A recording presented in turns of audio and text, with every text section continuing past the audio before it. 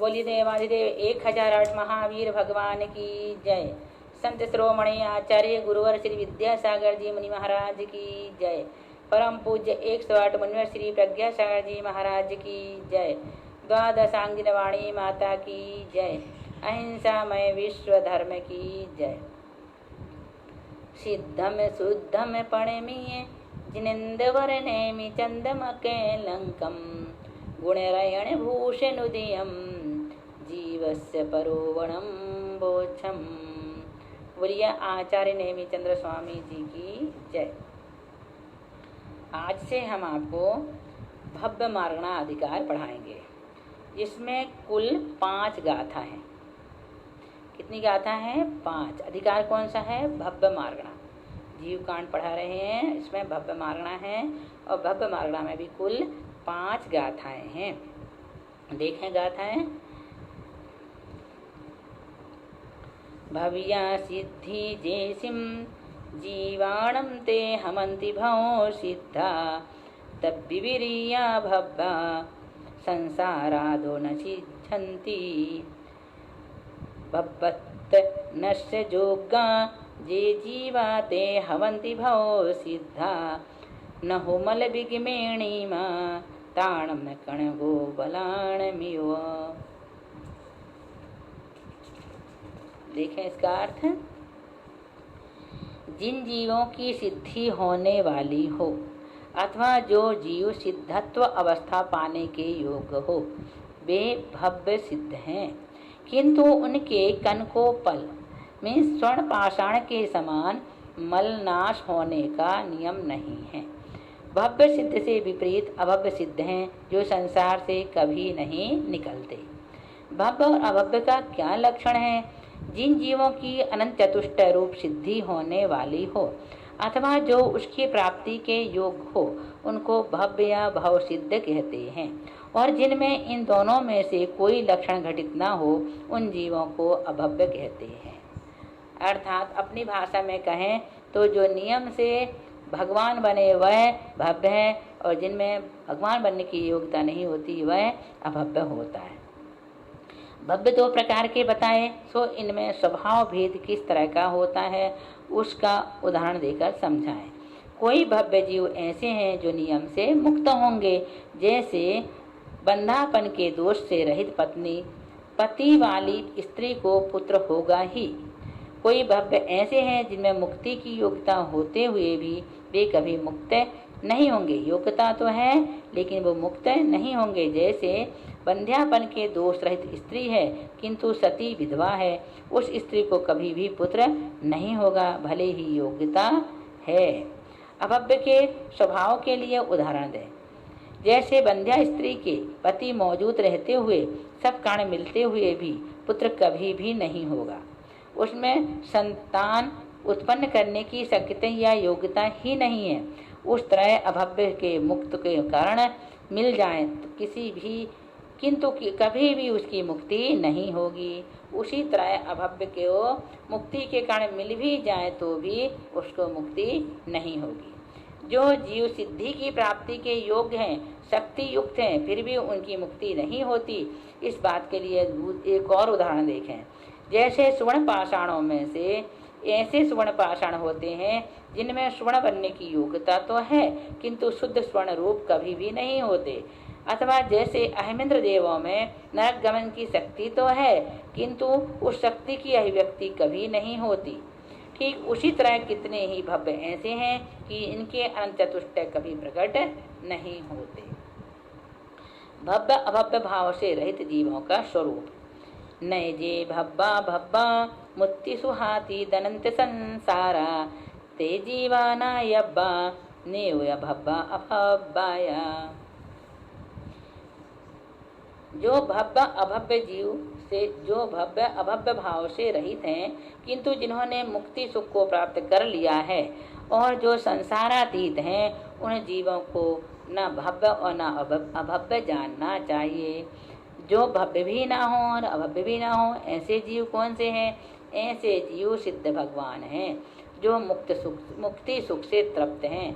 अनंत अनंत संसार से भी सर्वथा छूट गए हैं। सिद्ध भगवंतों को भव्य और भव्यपने से रहित क्यों कहा? जो अनंत चतुष्टय को प्राप्त करेंगे उनको भव्य कहते हैं। सिद्ध तो अनंत चतुष्टय को प्राप्त कर चुके हैं, अब उन्हें कुछ भी प्राप्त नहीं करना है, अतः उनको भव्य नहीं कह सकते। तथा जिनके अनंत चतुष्टय प्राप्त होंगे ही नहीं वे अभव्य हैं। सिद्धों के तो अनंत चतुष्टय मौजूद हैं, उनको अभव्य कैसे कहें? नहीं कह सकते। इस तरह सिद्धों में भव्य अभव्य रूप भाव नहीं होते। अब भव्य मार्गणा में जीवों की संख्या। अवरोजुत्तानंतो अभव्य राशिस्य होदि परिमाणम तेन विहीणो सभ्यो संसारी भव्य राशिस्य। अभव्य राशि का परिमाण जघन युक्तानंत है। सर्व संसारी जीवों में से अभव्य राशि को कम कर देने पर शेष भव्य राशि का प्रमाण निकलता है। अभव्य जीव किसे कहते हैं? जघन। अभव्य जीव कितने हैं? जघन युक्तानंत प्रमाण है। भव्य जीव कितने हैं? संपूर्ण संसार राशि में से अभव्य की संख्या निकाल दो तो शेष सभी भव्य जीवों की संख्या प्राप्त हो जाती है। कौन सी राशि अधिक है? भव्य राशि बहुत अधिक है, उससे अभव्य बहुत ही कम है। संसार परिवर्तन किसको कहते हैं? एक अवस्था से दूसरी अवस्था को प्राप्त होना संसार परिवर्तन कहलाता है। संसारी परिवर्तन के कितने भेद हैं? 5 हैं। द्रव्य, क्षेत्र, काल, भव और भाव। द्रव्य परिवर्तन के कितने भेद हैं? 2 भेद हैं, नौ कर्म परिवर्तन और कर्म परिवर्तन। नौ कर्म परिवर्तन किसको कहते हैं? इसका दूसरा नाम क्या है? किसी जीव ने अपने तीव्र आदि भाव से युक्त औदारिक आदि शरीर तथा 6 पर्याप्ति के योग्य 9 कर्म पुद्गल परगणाओं को एक समय में ग्रहण किया। पीछे द्वितीयादि समयों में उस द्रव्य की निर्जरा कर दी, फिर अनंतवार ग्रहित वर्गणाओं को ग्रहण करके छोड़ा, अनंतवार मिश्र को ग्रहण करके छोड़ा, अनंतवार ग्रहित द्रव्य को ग्रहण करके छोड़ा। जब वही जीव उन्हें स्निग्ध रोक्षादि गुणों से युक्त 9 कर्म वर्गणाओं को जितने समय में ग्रहण करे उतने अनंत काल समुदाय को 9 कर्म परिवर्तन कहते हैं। इसी का दूसरा नाम अर्धपुद्गल परावर्तन है। आ गया समझ में? अर्धपुद्गल परावर्तन के बारे में इसको अच्छी तरह से समझना। अब कर्म परिवर्तन किसे कहते हैं? किसी जीव के ज्ञानावरणादि 8 कर्मों के योग्य कार्मण वर्णा के समय प्रबद्ध को एक समय में ग्रहण किया, उस वक्त उस जीव के जैसे परिणाम थे तथा कार्मण वर्गणा में जैसी अनुभाग स्थिति आदि थी, वह सब एक समय अधिक एक आवली काल व्यतीत होने पर उन कर्म स्कंधों का निर्जीर्ण होना प्रारंभ हुआ और अपनी अपनी स्थिति के अनुसार बहुत काल तक निर्जीर्ण होता रहा। मध्य में अग्रहित वर्गणा, मिश्र वर्गणा और अग्रहित कर्म वर्गणा को अनंतवार ग्रहण करता रहा। अब जब कभी वे भी विवक्षित कर्म स्कंद जैसे स्निग्ध आदि गुणों से युक्त उसे ही जीव द्वारा पुनः ग्रहण करने में आ जाए, उसमें जितना बड़ा आनंद काल लगता है उतने काल को कर्म परिवर्तन कहते हैं। क्षेत्र परिवर्तन किसे कहते हैं? क्षेत्र परिवर्तन के 2 भेद हैं, स्वक्षेत्र परिवर्तन और पर क्षेत्र परिवर्तन।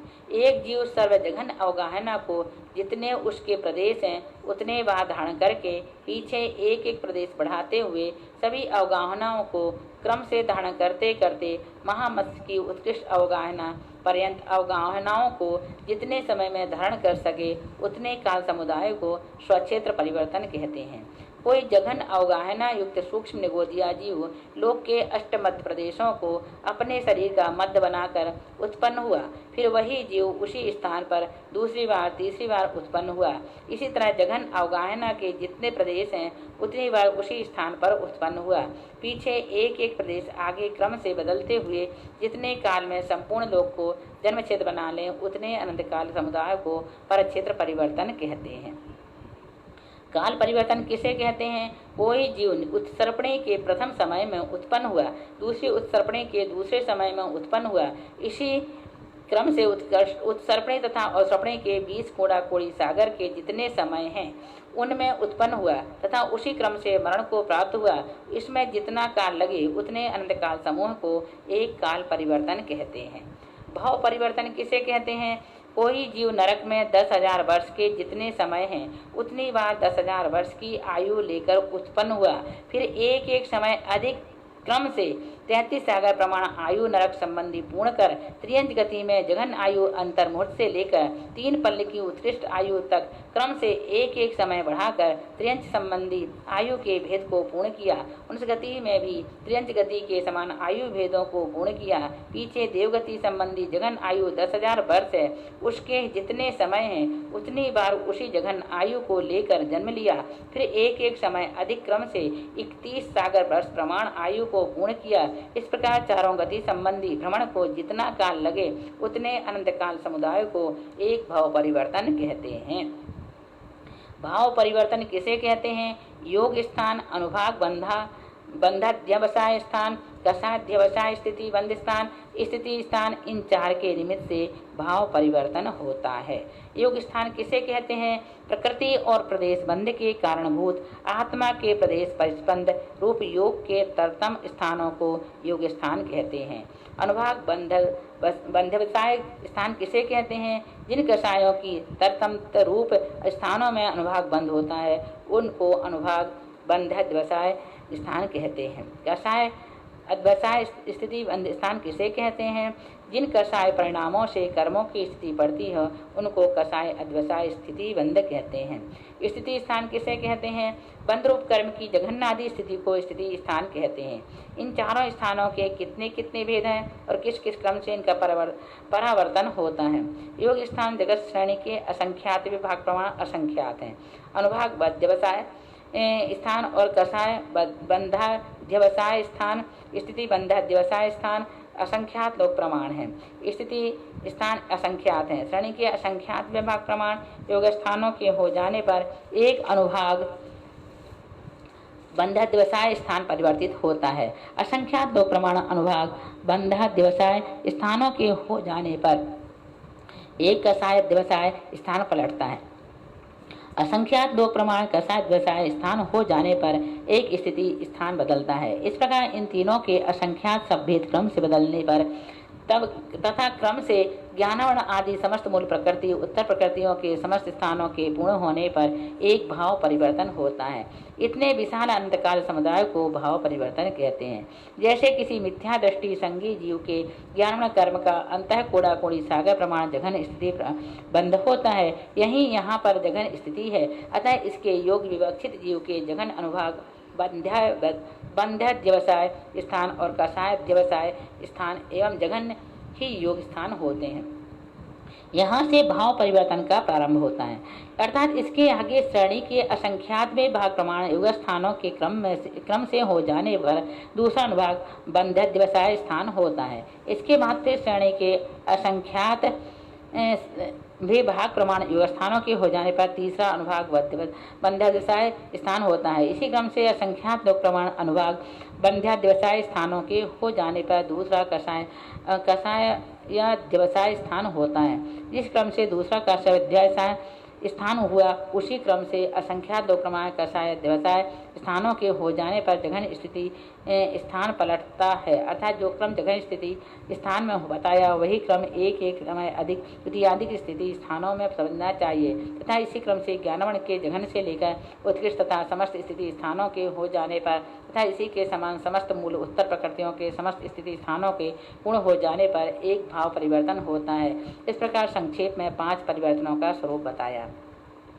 इन परिवर्तनों का काल उत्तरोत्तर कितना कितना अधिक अधिक है। इनका काल अनंत गुणा अधिक अधिक है। इन महाभयानक विशाल 5 परिवर्तनों को कौन से जीव करते हैं? मिथ्या दृष्टि जीव करते हैं। मिथ्यात्व के निमित्त से नाना ही प्रकार के दुख भरे संसार में यह जीव अनंत काल से परिभ्रमण कर रहा है। इस परिभ्रमण के कारणभूत सर्पों को तोड़कर मुक्ति को प्राप्त करने की जिनमें योग्यता हो वे जीव भव्य हैं, जिनमें यह योग्यता नहीं है वे अभव्य जीव हैं। यह भव्यत्व अभव्यत्व की योग्यता कैसे किस निमित्त से कब होती है? भव्यत्व अभव्यत्व किसी निमित्त से नहीं है, स्वभावता है। किसी शक्तिमान व्यक्ति ने किसी जीव में जबरदस्ती भव्यत्व या अभव्यत्व डाला नहीं है। सर्वज्ञ भगवान ने भी नहीं डाला है। कहीं ऊपर से भव्यत्व अभव्यत्व नहीं आता। जिसमें भव्यत्व है उसका यह भाव बदलकर अभव्यत्व रूप नहीं होता और अभव्यत्व का भव्यत्व किसी भी अभव्यत्व किसी भी पुरुषार्थ आदि के द्वारा बदलकर भव्यत्व रूप नहीं होता। यह स्वतः वस्तु या द्रव्य की योग्यता मात्र है। इसमें किसी का हस्तक्षेप संभव नहीं है। इसी में क्या किसी भी वस्तु स्वभाव या जगत की व्यवस्था में कोई किसी प्रकार का हस्तक्षेप नहीं करता। जगत की व्यवस्था का परिवर्तन नहीं करता। हाँ, वस्तु व्यवस्था परिवर्तन का अभिमान अवश्य कर लेता है, जो मिथ्या है, संसार का कारण है। इस प्रकार से भव्य मार्गणा का कथन पूर्ण हुआ। अब हम आपको यहाँ सम्यक्त मार्गणा अधिकार पढ़ाएंगे। बोलिए महावीर भगवान की जय। बोलिए अनंतानंद सिद्ध परमेष्टि भगवान की जय। बोलिए द्वादशांग माता की जय।